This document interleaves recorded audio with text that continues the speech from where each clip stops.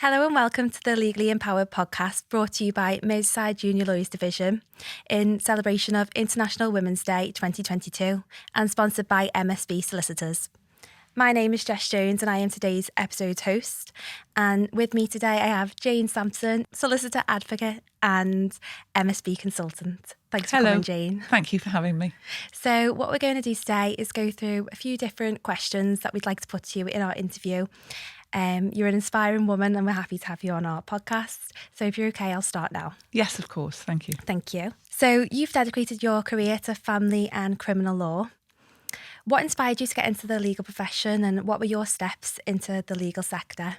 Well, it's a bit sad really, but when I was about 13 and was bunking off school, I used to like watching Crown Court and I thought that was a wonderful profession and career. So I made it my business to manage to get into to do a law degree and then went to Chester to law school and then started working, doing my training contract in a firm in Kirby in Merseyside. So that was my route in.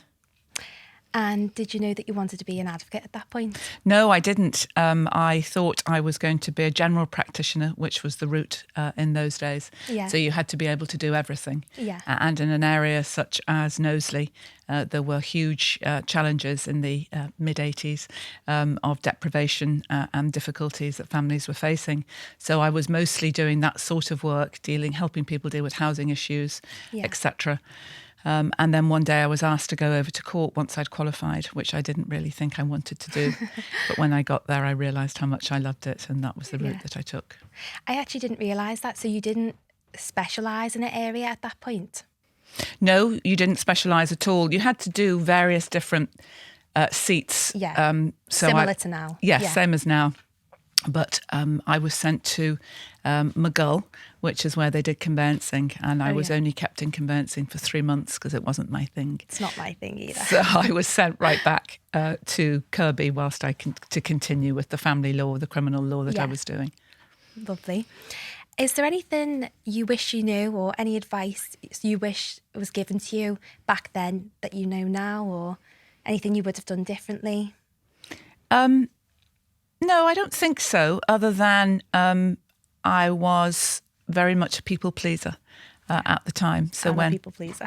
when maybe not so much, I'm not so much now, but when they were asking me to do various different types of work, for example, conveyancing, I just said yes. Yeah. Even though I knew it wasn't for me. So I think now perhaps I might have channeled my career slightly differently at that point and perhaps asked to go to do a different seat that may have been more compatible to me and the nature of the work that I wanted to do. But then on the other hand, they asked me to go over to the Magistrates Court in Kirby and I only said yes because I thought I ought to. Yeah. And that's when I got there and realised how much I loved it. So it worked out well. It worked out well in the end, yes. People pleasing is good. What does International Women's Day mean to you? And why do you support International Women's Day?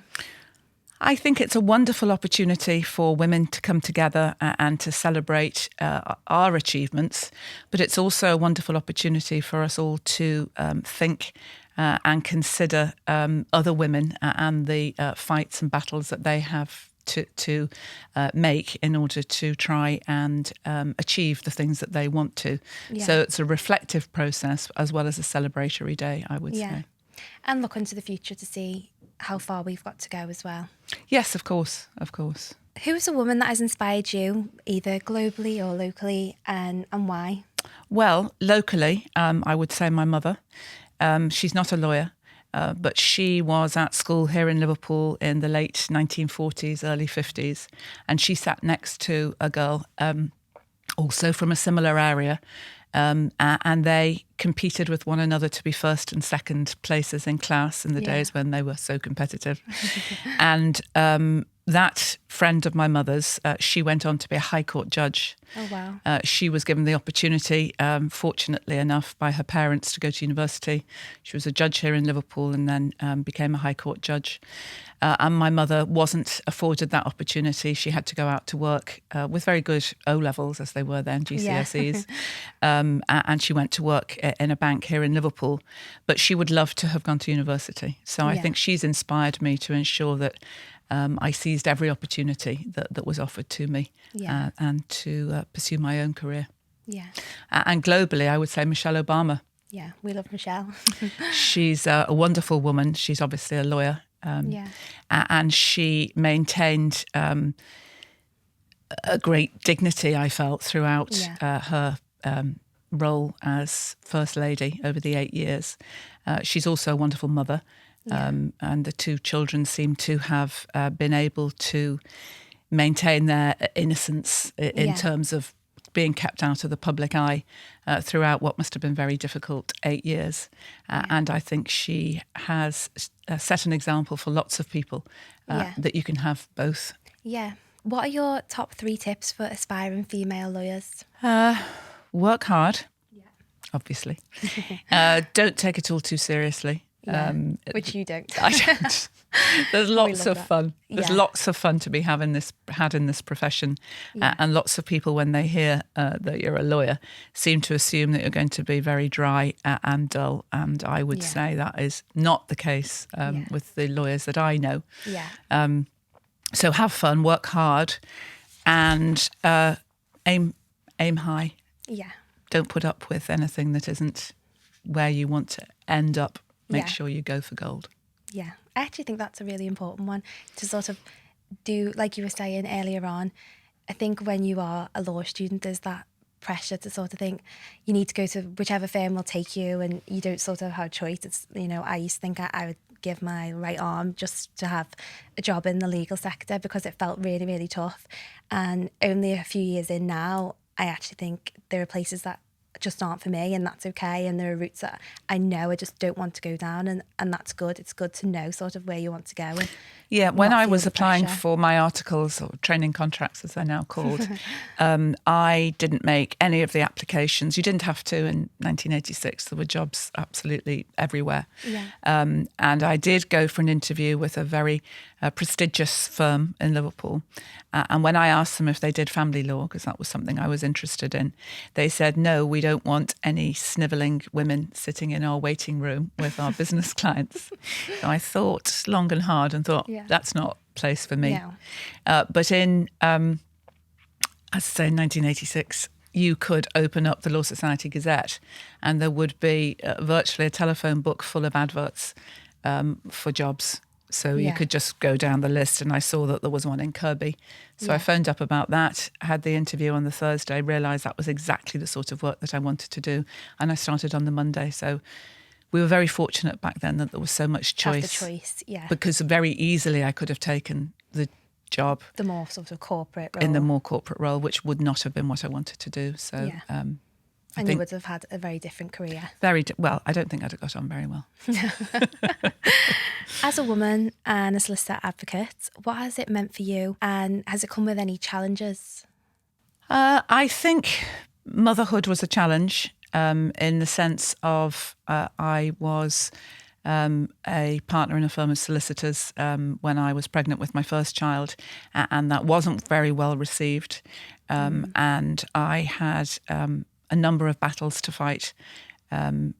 So that was a challenge in itself to fight that battle with a newborn baby. But it was a challenge and a fight that was worth fighting for. And I like to think that I inspired other women to try and maintain a career and motherhood at the same time. And do you feel it's quite different now? I see, and this is just observations of organisations, particularly MSB, where parenthood is embraced and the opportunities for young lawyers is immense, really. It seems to me that it is possible to successfully parent and have a successful career. And I think the opportunities are much greater. I think women are showing that they can do both. They can have a really successful career, whether it be legal or other, and raise a family. And I think the pandemic has also shown that the flexibility only strengthens the work they do. So that's been good. It is amazing how, as a profession, we were able to adapt. Well, the whole world was. But to adapt to the pandemic and the working from home, although I do see that now as time has gone on, it's probably not necessarily such a great thing for young professionals to be working from home constantly, because I think the support of older colleagues and the training that can be given can't be done remotely. But it does help young parents who have children that they need to get to. Childcare provision and just running a house and a career has made life much easier, I would say. And going back to sort of when you were starting out in the profession, do you think the profession is much more diverse now when it comes to sort of women pursuing legal careers?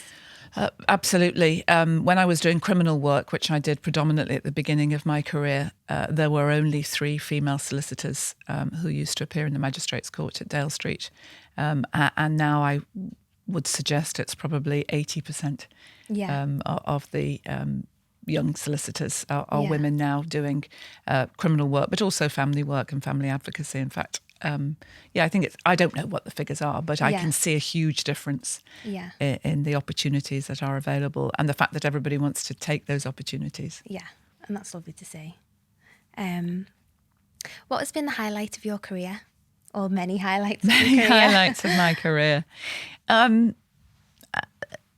I think it's probably fair to say that the fact that I've been able to adapt my career to suit being a mother, being a wife, and also having family, my mum, to be nearby, and to be able to be successful, still working.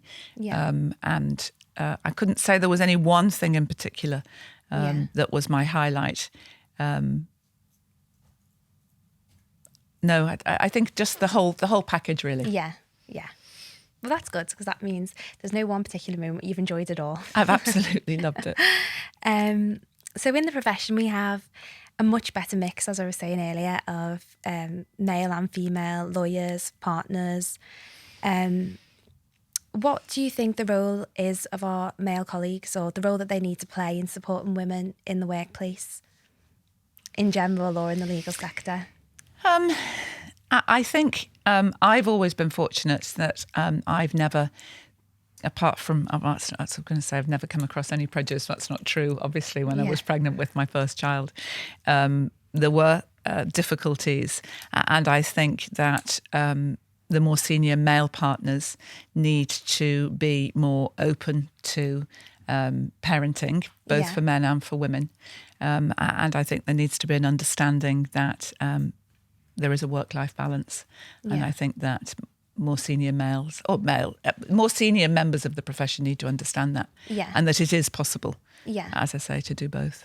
I mean, with what we were saying earlier about there are a lot more women who are becoming solicitors, and I think they do say it is a lot more sort of the more junior members of the legal profession, but typically it is males in the senior roles. I know it's not necessarily the case for our firm, but in many firms, and it is people in those more influential, powerful positions that sort of need to understand that these things need to change, that there are benefits. Yes, and I think statistically it seems that it's probably 50-50 in the junior part of the profession. But as you get higher up the ranks, as you say, it's more likely to be males in the senior partnership roles.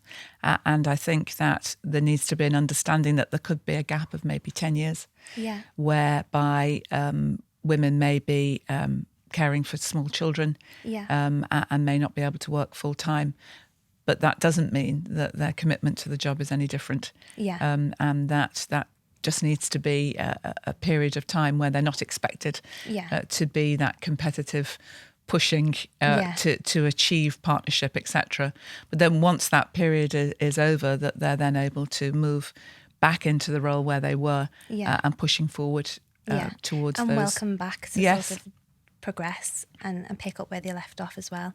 I think a lot of women can often feel like they may be put off having kids because it just doesn't feel like the right time if they're not quite where they want to be, whereas actually it should be the case that you can take that break and maybe go part-time or take a few years out and then still be welcome back and still have the same opportunities to progress. Yes, exactly. And of course, part of the pandemic, people working from home, as I said earlier, it's very difficult for the more junior members of teams to get the training and the support that they have been used to in the past.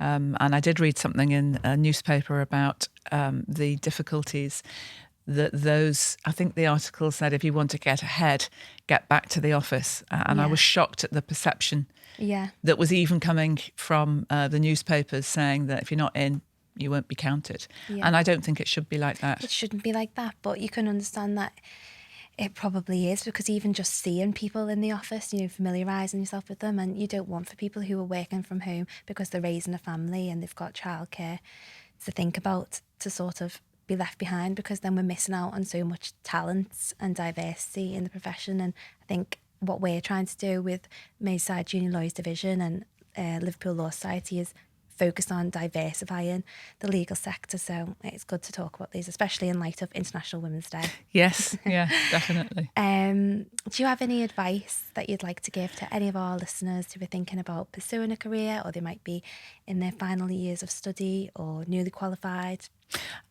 Absolutely. I think I said earlier, make sure you go for it and aim high. But I think the point that you raised about choose carefully where you want to be. But also don't close any doors, because you don't actually realise the things that you might really end up loving and enjoying and celebrating. So don't do what you don't like, but don't close the door to the unknown. Exactly. Oh, thank you so much, Jane. Oh, it's a pleasure. It's been lovely talking to you. Thanks, Jess. Thank you.